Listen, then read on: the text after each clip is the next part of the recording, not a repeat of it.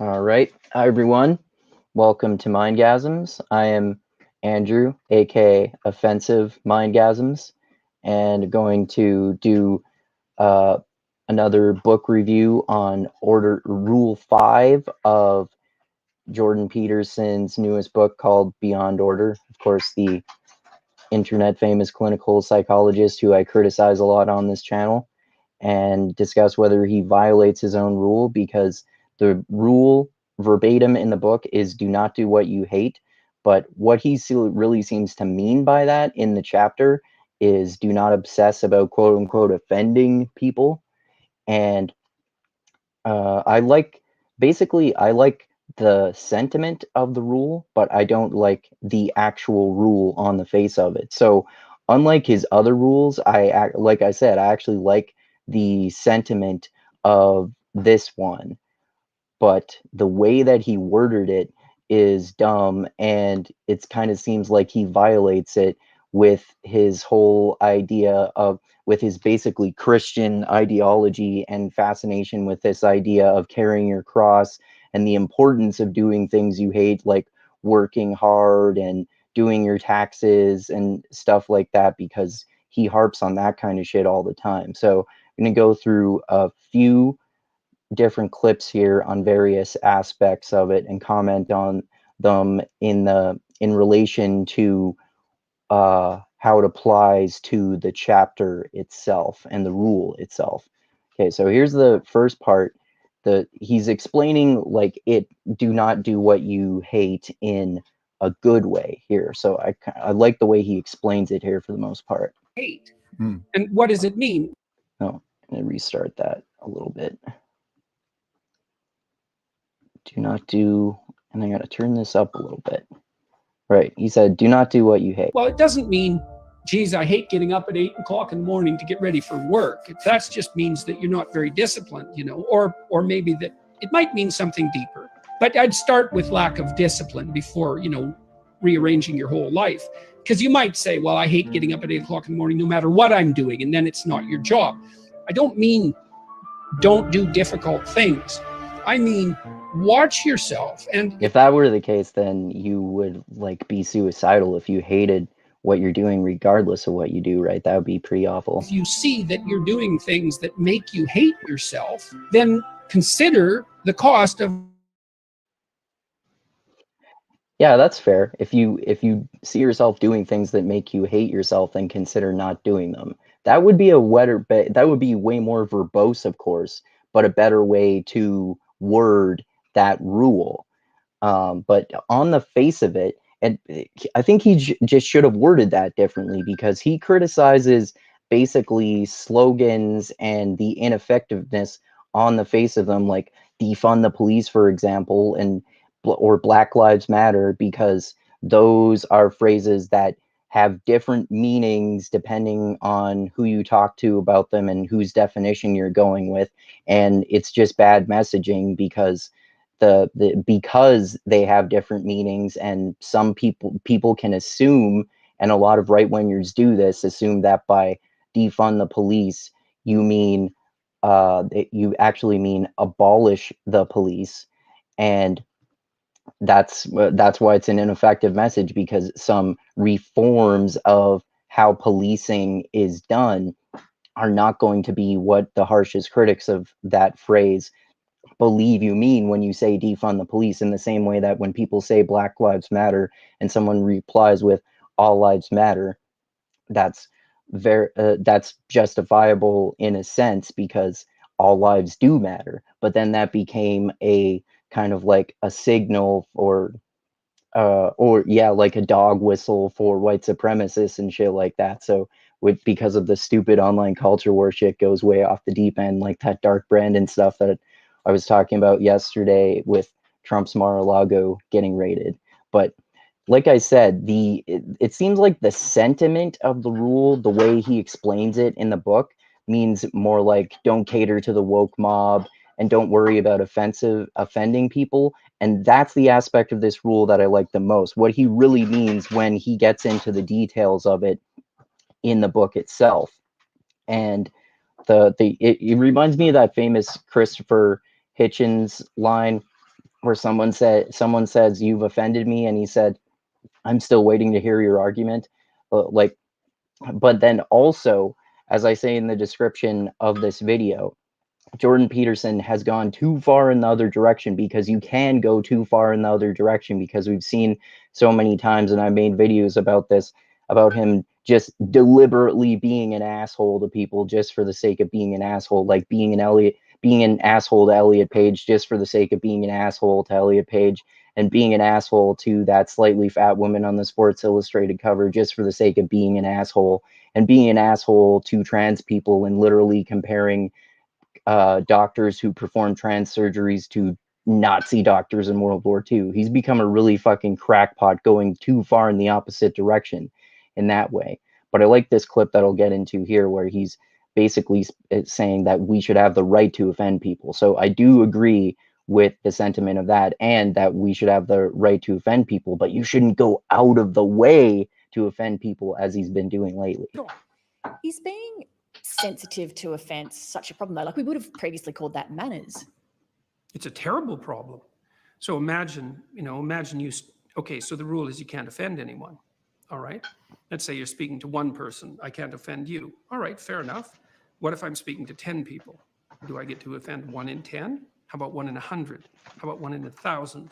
You're going to come out on stage and you're going to say something important. He's looking at this wrong, though. You shouldn't look at this mathematically. Like, okay, depending on the number of people, there's a certain threshold at which, beyond that particular number of people, beyond 10 people, beyond 100 people, or whatever, it's okay to offend anyone in the audience, because you don't know the personal beliefs of all people. That's not how it works. It's like the interviewer just said there. It's just about trying to be polite people. It's a balance between avoiding offending people, but you can do that too much to the point where you're self-censoring yourself, and you're being ridiculous. Like, I don't know, like white people always asking black people if they're being racist or some shit like that, or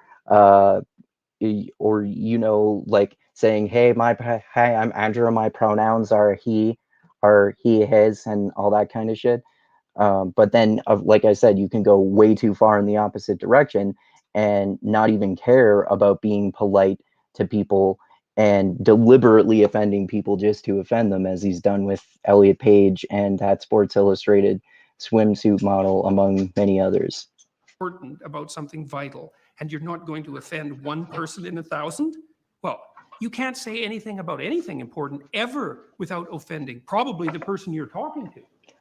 That's definitely, as he does all the time lately, phenomenally fucking hyperbolic. It's certainly not true that you can't say anything meaningful to anyone without offending them. There are countless factual statements that are, it's inconceivable for them to be offensive to anyone. Like, they're like 2 + 2 = 4, and no, Jordan Peterson and his disciples, they're not people going around saying that 2 + 2 = 5. That's maybe like 5 people, but that's not a thing that happens in any frequency whatsoever. And other facts, like water is 2 parts hydrogen and 1 part oxygen, or the sky looks blue during the day to us, and water exists, this kind of thing. There are countless, innumerable facts that are not offensive to anyone. So, as often happens with Jordan Peterson,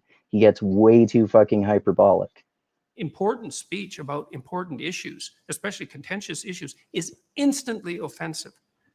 But No, there are important ways- speech about important issues is not instantly offensive. That's so ridiculous. There are plenty of important issues that are not instantly offensive, like just automatically to everyone, or anything like that. There are plenty of contentious issues that automatically offend some people, even if you broach them. Like, the one that he endlessly harps on now is trans people.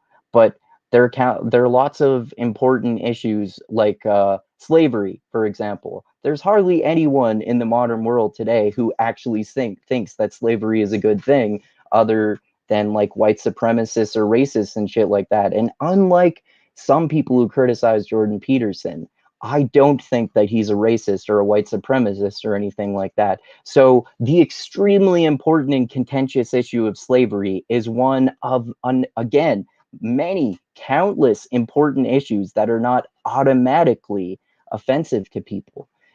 And so again, he's just being way too fucking hyperbolic about this shit, as he often does. Ways that you can share, I guess, provocative views where you attempt to still do that with an air of, say, respectfulness, where you're trying to mitigate against the offensiveness. This is true. Yeah, you can actually try listening when you're having a conversation, right? Assuming that both people who are Yes, that's a better idea.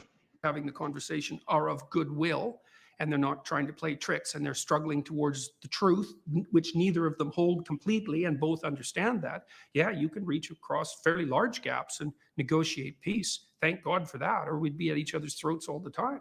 Well, say the example of there are some That's well said. transgender people who want to not be referred to as he or she. They would prefer to be called Z or they.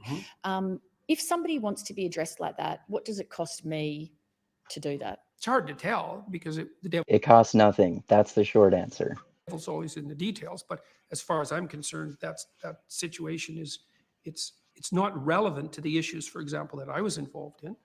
I didn't care if transgender people wanted to be called by some pronouns, like whatever. That's something. His view on that has changed even recently. He said in his response video, infamously, to the whole him being an asshole to Elliot Page on Twitter, that he would never do that anymore. He's going to call them by their biological gender. So that has been his opinion for a long time, that he would call someone by their preferred gender pronouns or by their preferred name or whatever. But now he just insistently and incessantly referred to Elliot as Ellen, even though Elliot prefers to go by Elliot now. So he said he would do that before, but now he's become even more of a reactionary to the point where, well, I'm not going to call Ellen Elliot because it's just catering to the woke mob. So all transgender people now basically should just go by their proper gender biological pronouns attached to their biological birth and go with their original names. I'm not doing this crazy, insane calling people by different names shit. Thing for individuals to negotiate. When the government makes that a compulsion and insists in their legislation that biological sex, gender identity, gender expression, and sexual proclivity vary independently, it's like, no, they don't. That's wrong. Okay, well, there is a spectrum, though, and he should know that. But also, it's not the case that, again, he was hyperbolic, and I didn't know about this until later, because I used to be much more of a fan of his than I am now, but he was actually being a little more paranoid about that than was warranted for the situation too. Bill C-16 that he infamously became famous for in Canada, he acted like he was going to go to jail if he did name someone or use the wrong gender pronouns if it was a student. And it was basically just the case for the province of Ontario where he was teaching that you're not allowed to dead name someone or refer to them by their incorrect gender pronouns. It wasn't even for any public institutions or any other government institutions other than universities in Toronto, and he never went to jail or any kind of shit like that. And then he eventually, within the last year, rage quit his university because he was concerned about the diversity, equity, and inclusion boards. And then he's rage quit Twitter twice so far. And the last time he said he'd rather die than retract his tweet about Elliot Page. But I bet he'll probably retract his tweet because he's too addicted to Twitter, just like way too many people are nowadays. Factually, and you're not going to compel my speech. I don't care what your damn justification is. So you see that as, am I right in that you see that as a curtailing of freedom? It's worse than a curtailing of freedom. It's a demand that the population uses a certain kind of linguistic approach. It's an appropriation of speech. It's not worse than a curtail of freedom. If you're being as generous as possible, that's what it is to him, a curtailing of freedom. There's no excuse for that. That never has happened once in the history of English common law, right? It's a barrier that we do not cross. I highly doubt that he's right about that, because I doubt that he has an extensive knowledge of English common law, and he often cites numbers that are incorrect, as you know, from me going through all the specific numbers and studies that he references in his debate with Kyle Kulinski about transgenderism. I looked up in that video and fact-checked every number and study he referenced and couldn't find any of them, which doesn't necessarily mean he was lying or anything, but maybe he hasn't actually researched it as recently as has happened. And to be charitable, it could be the case that more recent data has contradicted his claims there. But he, like again, this is at least the third or fourth time he's made a phenomenally hyperbolic claim about that. Laws are bad enough. It's not like there's no hate speech. Like, anyone with any sense knows that there's hate speech. Who's going to regulate it? Who's going to define it? I know the answer to that. The last people in the world you would want to. And then we crossed another barrier and we allow the government to compel speech. The last people in the world you would want to? So he's talking about the Canadian government. I think I have problems with government overreach too, and I'm anti-authoritarian by nature, and I would not want the government telling people what gender pronouns or what names are supposed to use to refer to people. But the Canadian government is very far from the worst people. I can name a whole bunch of worst people. Like, how about rapists, murderers, serial killers, Nazis, terrorists? There are countless people who are way worse than the Canadian government. That's just fucking ridiculous. For some hypothetically compassionate reason? No way. It's not. That's a really bad idea. It's not hypothetically compassionate reason. It's an actual compassionate reason. The idea is to refer to people the way they want to be referred to out of compassion. Again, it's a balancing act. You should be polite to people without self-censoring yourself, but you should also avoid being deliberately being an asshole to people just to be an asshole, which Jordan Peterson has regressed to at this point, I would say. So we're going to talk about how this, at least on the face of it, this rule of do not do what you hate, again, he went into that more, and I appreciated him going into more detail about that, and the freedom of speech aspect and not worrying about offending people is how he explains what he really means by the rule in the book. But on the face of it, just the poor messaging aspect of it is what bothers me the most. Do not do what you hate, because it extremely, in particular, contradicts his whole Christian ideology of carrying your own cross. So I'm going to go through this little short clip of him talking about the importance of carrying your cross and comment on how that contradicts, on the face of it, the rule that you should not do what you hate. Okay. Side of the identity politics spectrum am I going to fall in? Do I want to go with do I want to be driven primarily by compassion, and am I going to accept guilt for my historical privilege? So that's one possibility. And then I'm the oppressor, I'm the member of the oppressor group. Or am I going to say, oh, no, to hell with that, I'm just going to play to win? Well, then I'm going to go to the right. It's like, well, my sense is, how about we don't play either of those games?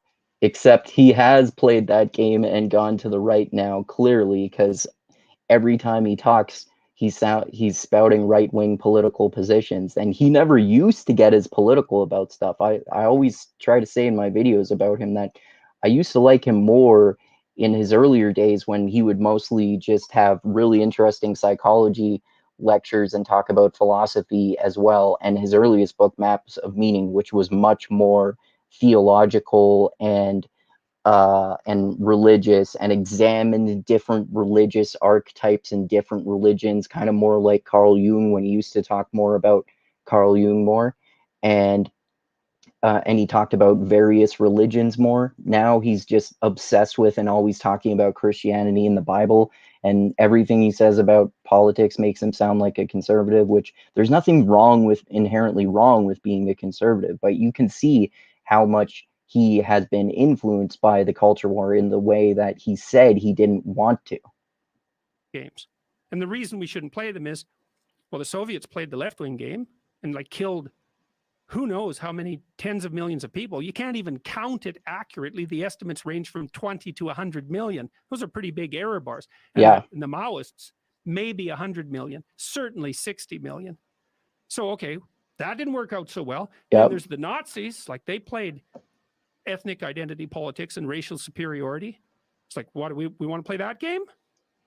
See, what I've been trying to do, really what I've been trying to do for the I want to be clear. I want to be clear with what he said there, though. He's playing the right-wing game, but like I said, unlike other people who criticize Jordan Peterson, I am not saying that he's a racist or a Nazi or a white supremacist or alt-right or any of this shit. I think he's just gone farther right-wing because he's been too influenced by the culture war, and he's gotten way too political in comparison to how he used to be, and it's pushed him to the right, but not to the point of like a fucking Nazi racist or some shit like that. And it really annoys me, even though I'm more left leaning than right leaning. It really fucking annoys me when even left wingers who I like for the most part, like Vosh, for example, one thing that I hate that he does is he always talks about how basically all conservative roads lead to fascism and all conservatives are evil, and he uses this term ontologically evil, which is really fucking stupid. There are countless conservative people who are very good people, and some conservative people are better morally speaking than some left-wing people. Your political ideology does not necessarily have any direct connection to how good or bad of a person you are morally. But again, he has played this right-wing game and gone farther right, especially since he's on Ben Shapiro's Daily Wire Plus network now, which is an explicitly right-wing network. And he wasn't playing sides before, and that's when I liked him more. But now he's on the right-wing side for sure. For the last 30 years is say, look, there's heavy temptations to play those sorts of games. But Which that's he not has the only come game in to. town. It's a much better game to play individual. It's like, get your act together. Stand up in the world. Yep. Make something of yourself. Stay away from the ideological oversimplifications. Set your house in order. That's rule 6 in this book. So I have a book. He's talking about 12 rules for life. This is when he was on Joe Rogan's podcast talking about his second book and his book before his newest one, Beyond Order. The Beyond Order is basically a sequel to 12 Rules for Life because it's 12 more rules for life. So that rule he just references from 12 Rules for Life. Rule in there says, set your house in perfect order before you criticize the world. And it's a... And he sure as fuck does not do that, which has... the strongest evidence for that is how he was going and doing speaking tours, and then he realized that he was addicted to benzodiazepines, which he was taking for stress, and that's awful. I wouldn't wish that on anyone.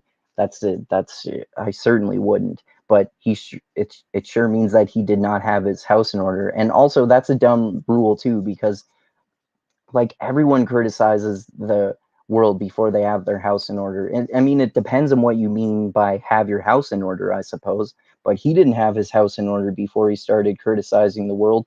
And I don't really think anyone does, because everyone like has things that they don't address or something like that. I suppose by Jordan Peterson's definition, perhaps he, or perhaps not even him, but other people have gotten their house in order before criticizing the world. But I think the overwhelming majority of people criticize the world before they have their house in order, and that is perhaps Jordan Peterson's problem. But he did that as well, and you don't need to have your house in order to criticize the world. You can get your house in order while criticizing the world. You can do both simultaneously. It's actually not that hard. Very dark chapter about the motivations of the Columbine high school killers and this other guy named Carl Panzram, who was a serial rapist and arsonist and murderer. And he wrote an autobiography, and the Columbine kids also wrote about why they did what they did. They're resentful to the core, bitter, resentful, terrible. And, well, I'm suggesting that people stay away from that resentfulness and bitterness, even though life is hard. and there's malevolence in the world. It's like, yeah, you can tell a story where everyone's a victim, because we all die, we all get sick, you know, and things happen to us that are bitter and terrible. Betrayal, deceit, lies, like people hurt us on purpose, you know. So it's not just the tragedy of life. Yeah, including him. It's malevolence as well. It's everyone's a victim. You can tell that story. The problem is, if you tell that story and you start to act it out, you make all of that worse. That's the problem. And it's so, this is why partly I got attracted to Christian imagery, at least in part.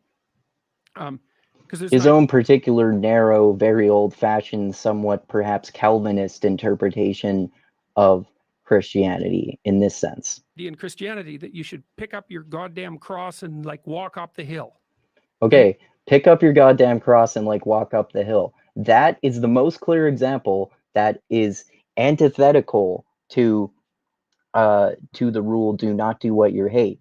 That's his very narrow, very simplistic interpretation of Christianity, carry your cross, that kind of shit, that a lot of theologians who I like and theological opinions would contradict, and many religious, more modern religious traditions would contradict too. But pick up your goddamn cross is very antithetical to the rule, do not do what you hate, because again, he explains that further, and in the book he means don't worry about being offensive to people, basically. And he's basically explaining don't do things that make you hate yourself, which means that you're psychologically ruining your life. I can understand that, but on the face of it, do not do what you hate is in direct opposition to picking up your cross and carrying it, because it's a fucking pain in the ass to pick up a heavy cross and carry it up a hill. Or if you just mean it metaphorically, doing something hard, like, I don't know, you're an alcoholic and you've got to gradually cut down on the amount of alcohol you have, or you're out of shape and you've got to start eating more healthily and start working out more. It sucks. It's not fun. These are things that you hate. And Jordan Peterson himself, in his Christian ideology here, talks all the time about the importance of carrying your cross. So he should, if nothing else, at least have worded this rule: do not do things that do not do things you hate. He should have worded that differently at the very least, because the way that it's worded is in direct contradiction to the importance of carrying your cross, which he talks about all the time. That's dramatically, that's correct. That's the right answer. It's like, you've got a heavy load of suffering to bear, and a fair bit of it's going to be unjust. Yeah. So what are you going to do about it? Accept it voluntarily and try to transform as a consequence. That's the right answer. It's the right answer, because the rest of it is tribalism, and we're too technologically powerful to get all tribal again. Except we are much more tribal, and he himself is much more tribal than when he was on Joe Rogan's podcast talking about 12 rules for life. When he said that, he's become much more tribally right-wing now, of course. And so, yeah, hope you liked my little explanation there of Rule 5, do not do what you hate, and how I like the sentiment of the rule, but not the messaging of it. And I like the idea of not worrying about offending people, but also he has gone way too far in the other direction now and is deliberately being an asshole to people just to be an asshole. And just on the face of it, without that explanation that he gave in the first video that I analyzed, that I did appreciate, about basically the importance of discipline, just the message on the face of it, do not do what you hate, is in direct contradiction to his very narrow, old-fashioned, perhaps somewhat Calvinist interpretation of Christianity and the importance of carrying your cross, which he always talks about. And I appreciate the importance of discipline too, but he's way too obsessive with that. And the problem with being so obsessive with discipline and hard work and responsibility is that you can become a workaholic to the point that it destroys your life emotionally and physically, and with other aspects of your life too. I've had that problem before too, and countless other people have too. And a big problem with that is that workaholism is one of the very few socially acceptable addictions, like coffee addiction, for example, because anything that makes you seem productive, it's not frowned upon in our society. We have this bias towards seeing workaholism as a good thing, even though it's not fucking good for you psychologically if you're too much of a workaholic. So basically, his rule on the face of it directly contradicts his narrow Christian Christian ideology, and the idea of carrying your cross to the point where you're just worshiping and obsessing over hard work is a bad idea and psychologically unhealthy as well, which he should know as a psychiatrist, or psychologist rather, clinical psychologist. Anyway, those are my thoughts on Rule 5, do not do what you hate. Let me know what you think in the comments here. Look forward to me doing rules on the rest of his videos, and I'm sure I'll comment on dumb shit he says on Twitter and YouTube in the future as well. Click that like button, share this everywhere, subscribe to the channel, click that bell to be notified when I come out with new videos. Check out my podcast yesterday with Dusty and Chris, who I often talk with about the FBI raiding Trump's Mar-a-Lago and the whole Dark Brandon nonsense, and whether the FBI raiding Mar-a-Lago is connected to January 6th, and whether it makes it possible that Trump will be criminally prosecuted for his involvement with January 6th last year, when Trump supporters stormed the Capitol building in Washington, D.C., and it was incompetent and bumbled and seemingly not that malicious, but still 2 people on either side, a Trump supporter and a security guard, ended up dead, and it's really not a fucking good thing in general. And yeah, this weekend, check out, hopefully Dusty and Chris and I will be talking about Reversing Roe, which is a new documentary on Netflix about the decades-long process through the influence of Christian evangelicals pressuring Republicans that led to Roe versus Wade being overturned in the US recently. And yeah, like I always say, oh yeah, check out my Patreon page too. Link is in the description of the video as always. If you give me $10 a month, you can vote on future topics, books, and movies that I discuss both by myself and with others. And like I always say, the funk cures all, and groove is in the heart. And this rule, this rule in the sense of not tiptoeing around, worrying too much about offending people, is bad, but on the face of it, this rule, do not do what you hate, is a dumb one, and it's in direct contradiction to his narrow Christian idea of carrying your own cross, which in itself is also a psychologically dangerous proposition due to the psychological harms of workaholism and how much it can destroy your domestic life. All right, so thanks again, everyone, and adios until next time.